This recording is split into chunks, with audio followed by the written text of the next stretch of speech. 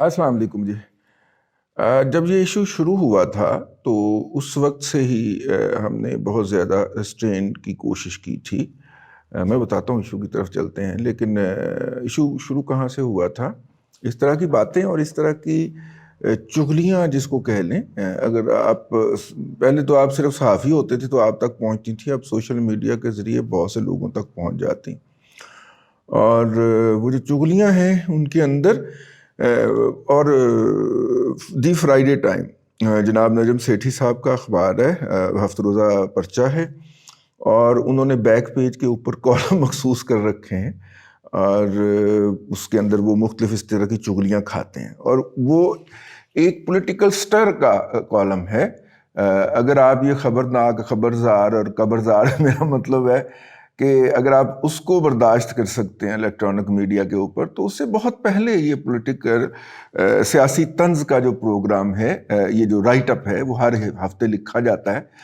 और पाकिस्तान की political society के अंदर या हाई लेवल जो सोसाइटी है हमारी, वहाँ पे जो चुगलियाँ हो रही होती हैं, उनको उसके अंदर एक मज़ाहिया और तंज़िया अंदाज में बयान किया जाता है। आप उससे इख्तलाफ रख सकते हैं, और शरीफ नामा के नाम से भी वो होता है, और वो एक कॉलम होता है, वहाँ पे एक हिस्सा है।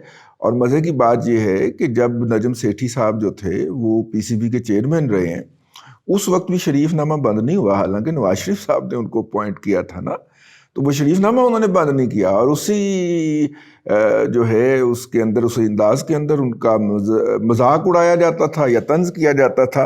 और उसके अंदर एक टिपिकल फिक्रा है जी, हाँ ये मियां नवाज शरीफ साहब का है ना, तो वो हैं जी अंग्रेजी के अंदर आप देख लें फिर वो अब वो उसके अंदर एक खबर, एक चुगली खाई गई, और वो चुगली जो थी वो जनाब इमरान खान की जो मौजूदा अहलिया हैं उनके बारे में थी। हमने उस वक्त भी हम उस पर खामोश रहे क्योंकि ये किसी का घरेलू मामला था। लेकिन यहाँ पे दो आर्गूमेंट हैं कि घरेलू मामला होता है वो आम लोगों का होता है, वो चूँकि खातून अव्वल हैं, और जनाब इमरान खान साहब अपनी मौजूदा तमाम जो अचीवमेंट्स हैं, उनके जो हासिलात हैं, जो उन्होंने कामयाबी हासिल की हैं, उसका क्रेडिट उनको देते हैं। तो इसलिए कुछ लोग जो हैं उनके ऊपर गुफ्तगू करना जो है वो अपना हक समझते हैं। मैं मतलब कि उस नुक्ता नज़र का हामी नहीं हूँ, ठीक है। मेरा ख्याल ये है कि खातून वैसे भी सॉफ्ट कॉर्नर होता है, ये सॉफ्ट बैली होती है, उस पर नहीं जाना चाहिए। लेकिन दूसरा, मैं दूसरा नुक्ता नज़र का हामी हूँ। तो ये दो नुक्ता नज़र के हामी हमारे मुल्क के अंदर पाए जाते हैं। अब जब इमरान खान साहब के ख़िलाफ़ जो पॉलिटिकल अपहीवल है वो शुरू हुआ, और जिस तरह वो मुखालफिन को बुलडोज करना चाहते हैं, और जो वो दोस्त जो कल तक उनके दोस्त थे और जहाज़ में उनके साथ सवार होकर बैठे होते थे, उनसे भी जो गुस्ताखी है वो उनसे बर्दाश्त नहीं हो रही, और वो उन्हें इबरत का निशाना बनाना चाह रहे हैं, मोहसिन बेग जैसे अपने हालिया साबिक दोस्तों को। तो ऐसी सूरत के अंदर जब पॉलिटिकल क़यादत ने, उनकी मुखालिफ सियासी पॉलिटिकल क़यादत ने जो है वो पांडा टीना खड़काना शुरू किया कि हम फिर नो कॉन्फिडेंस ला रहे हैं, तो फिर जनाब इमरान खान साहब ने देखना शुरू किया कि जनाब ये क्या हुआ है। ये जो आपस में सर फुटबॉल इनका जारी था, और हमने बड़े आराम से वो जो पीडीएम में था उनको तोड़ फाड़ के, तो अब हम तो अगले 5 साल की प्लानिंग कर रहे थे कि मुख्तलिफ ओहदों के ऊपर मुख्तलिफ ऑफिसर अपनी मर्जी के लगा के और वही ड्रामा दोहराया जाए जो 2018 में दोहराया गया था। तो ये एकदम क्या हो गया कि ये सारी चीज़ें इकट्ठी हो गई। तो फिर उन्होंने जब वो चेस बोर्ड मुकम्मल की तो उसमें उनको शक पड़ा कि मोहसिन बेग साहब ने उनके मुखालफिन जो इस वक्त इकट्ठे हो रहे हैं उनको इकट्ठा करने के अंदर जो है वो की रोल प्ले किया है। तो वो फिर उनके दिवाले हो गए और कहा कि इसको तो इबरत का निशान बनाओ ना, ताकि तमाम वो पावर ब्रोकर जो इस वक्त घूमते फिर रहे हैं वो जो हैं वो मतलब उनको ज़रा उनका मकू ठापा जा सके।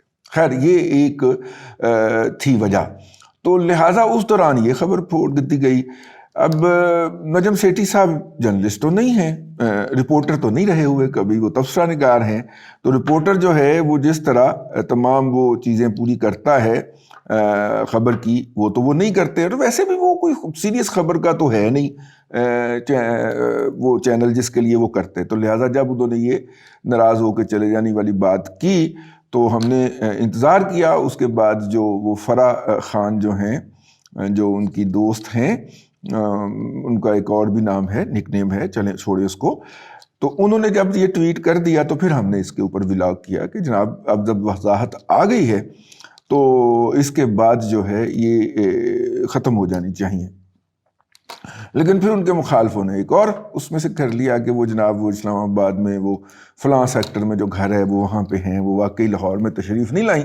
تو وہ پھر میرا مطلب ہے کہ ایک پہلے دن ہی اس حوالے سے جب یہ خبر چھپی تھی اور پھر سوشل میڈیا کے اوپر گھومنا جب یہ طنز چھاپا گیا تھا اور سوشل میڈیا کے اوپر کوٹ ہونے لگا تھا تو فوری طور پہ ضروری تھا کہ اگر ان کی اتنی زیادہ تکلیف ہونی تھی تو اس کے بارے میں کلیریفیکیشن جاری کر دی جاتی. ایک کلیریفیکیشن، اتنے سارے تو ترجمان رکھے، 54 ترجمان رکھے ہوئے ہیں، کسی شہباز گل کی ڈیوٹی لگائی جا سکتی تھی کہ یار اس پہ کلیریفائی کر دے. اسٹرانگ ورڈ نہیں کیا گیا. 10ویں دن جا کے یہ فرح خان صاحبہ کی کلیریفیکیشن آئی تو اس کے بعد ہوا. تو جب اس پہ خاموشی تھی تو شکوک و شبہات کا ابھرنا ایک واضح عمل تھا. اب یہ تو ہو گئی اس کا پس منظر. اب پیش منظر کیا ہوا ہے؟ آج ہم جب صبح اٹھے تو جناب جو ہیں شہباز گل صاحب نے ایک بڑی اسٹرانگ ورڈڈ بلکہ نامعقول حد تک گھٹیا الفاظ کا استعمال کرتے ہوئے ایک ٹویٹ کی ہوئی تھی. چونکہ میرے خلاف بھی خاکسار کے خلاف بھی پچھلے دنوں سے کافی کرم فرمائی جاری ہے، تو پہلے لمحے تو خاکسار نے یہ جانا کہ اے جناب شہباز گل بھی تلوار سونت کے نا وہ اپنی خاتون MNA کے کہنے کے اوپر میرے خلاف میدان عمل میں اتر آیا. ٹھیک ہے. اب میں نے وہ خیر اس کے بعد اس کو جا کے پڑھا تو انہوں نے جس صاحب کو ٹارگٹ کیا ہوا تھا وہ ہمارے محبی انیک ناجی صاحب ہیں. اب انیک ناجی صاحب جتنی شہباز گل کی عمر نہیں ہے اتنا انیک ناجی صاحب کا صحافت کا تجربہ ہے. آپ کہیں گے کہ وہ کیسے؟ بھائی وہ نذیر ناجی صاحب کی صحافت کو بھی تو ڈالے نا اس کے اندر. تو وہ پھر اتنی عمر نہیں نکلتی جتنا انیک ناجی کا صحافت کا تجربہ ہے. تو انیک ناجی صاحب نے اس کے اوپر ولاگ کیا اور وہ دوسرے نقطہ نظر کے حامی جو میں نے پیچھے عرض کیا نا کہ پہلے نقطہ نظر کے حامی ہے کہ چونکہ عمران خان صاحب جو ہیں وہ اپنی تمام اچیومنٹ کا کریڈٹ ان کو دیتے ہیں اور وہ اہم فیصلہ سازیوں کے اندر جو ہیں وہ انوالو ہوتی ہیں، تو لہٰذا ان کے اوپر بھی بات ہونی چاہیے. اور ظاہر ہے کہ وہ انہوں نے جو گفتگو کی، انہوں نے اس کے اوپر ولاگ کیا، اس کے اندر وہ جذباتی ہو گئے. ہر وہ محب وطن پاکستانی جو اس کی موجودہ حالت کے اوپر کڑتا ہے اور جب اس کا کمپیریزن کرتا ہے، مطلب افغانستان یار ہم سے آگے گزر گیا اگر اکنامیکلی ہم کہیں تو اور بات یہاں تک نہیں ہے، یہ تباہی بربادی جو ہو گئی ہے اور یہ جو انہوں نے کر دی ہے اس کے بعد کہا جاتا ہے کہ اس کو سیلیبریٹ بھی کریں اور شکر کریں کہ اتنی تباہی ہوئی ہے. ڈالر تو 260 پہ بھی جا سکتا تھا، وہ میں نے 170 پہ روکا تھا. مطلب جب اس طرح کی بونگیاں سامنے آتی ہیں نا تو پھر خون کھولتا ہے.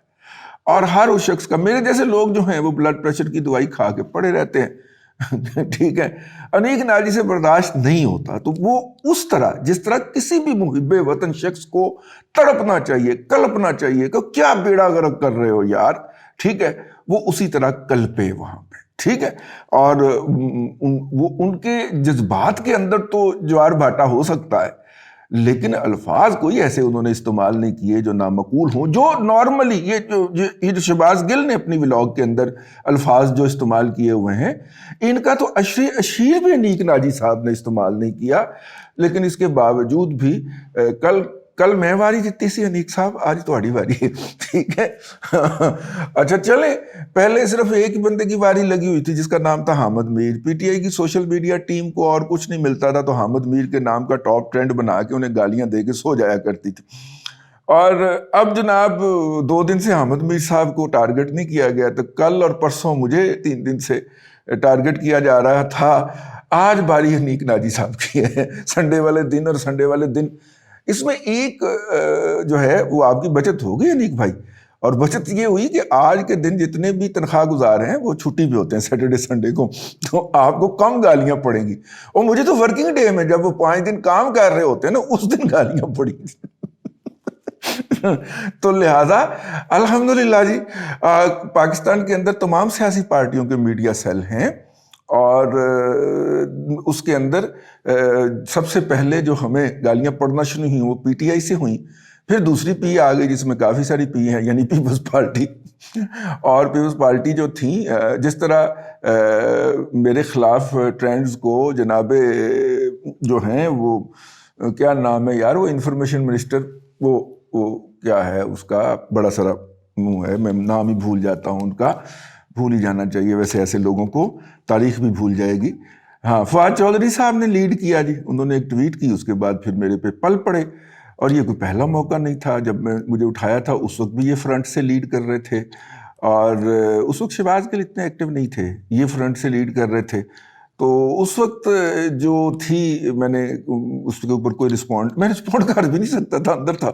لیکن ابھی میں اندر نہیں گیا تو پھر خاکسار نے بھی آگے سے رسپونڈ کیا، صرف ایک کام کیا کہ وہ جو گالیاں دے رہے تھے ان کو شیئر کرنا شروع کر دیا کہ اے دیکھو یہ کہتے ہیں کہ ان کی خواتین کی شان اقدس کے اندر گستاخی کی گئی ہے، اور یہ کیا کہہ رہے ہیں. ٹھیک ہے،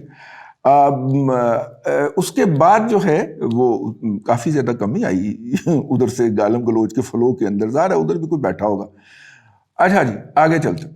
تو اب 2-3 دن سے میں بھگت رہا تھا اس کو، اور اس کے بعد جناب انیک ناجی صاحب کا وہ کالم، حالانکہ یہ میرا 3 دن پہلے انہوں نے ولاگ، ہاں جب تک آپ یہ میرا ولاگ دیکھیں گے اس سے 3 دن پہلے ولاگ کیا تھا، ان پہ انکشاف سنڈے مارننگ کو ہوا.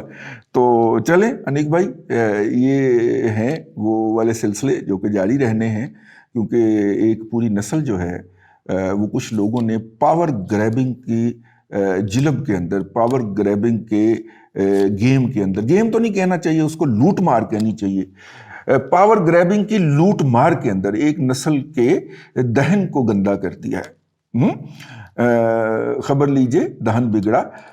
تو وہ والا بات ہو گئی ہے. یہ ہمیں بھگتنا پڑے گا جی، جتنے سال یہ لوگ زندہ رہیں گے اسی تعصب کے ساتھ، اسی غلاظت کے ساتھ، اسی گندے اذہان کے ساتھ یہ اس معاشرے کے اندر گند پھیلاتے رہیں گے، یہ نسلوں کو بھگتنا پڑتا ہے. تو وہ بہرحال وہ گند شروع ہو گیا ہے. میں بالکل اپنے آپ کو انیک صاحب کے دائیں یا بائیں پاتا ہوں. میرا نہیں خیال انہوں نے اس ولاگ کے اندر جذباتی ہوئے، اور وہ ہر محب وطن شخص کو ہونا چاہیے، اور انہوں نے اپنے جذبات کا اظہار کیا، لیکن کوئی ایسا لفظ نہیں تھا جس کے اوپر اعتراض نہ کیا جا سکے. اور جو پی ٹی آئی کے لوگ لفظ استعمال کرتے ہیں اس کا تو کوئی 1% بھی انہوں نے استعمال نہیں نہ کیا. ٹھیک ہے، اب دیکھیے نا، ہم نے جس کے اوپر ہماری گوشمالی شروع کی ہوئی ہے وہ ہم نے جناب عمران خان کے خیالات عالیہ بھی کوٹ نہیں کیے، مطلب کہ وہ بھی ہم سے زیادہ خوفناک تھے، کہ ہمیں پتہ ہے کہ ریزرو سیٹوں کے اوپر خواتین کیسے منتخب ہوتی ہیں. یہ جناب عمران خان صاحب کے الفاظ ہائے عالیہ ہیں. تو ہم نے تو ان کو بھی رپیٹ نہیں کیا، بس ان کا حوالہ دیا تھا تو اتنی آگ لگ گئی ہے.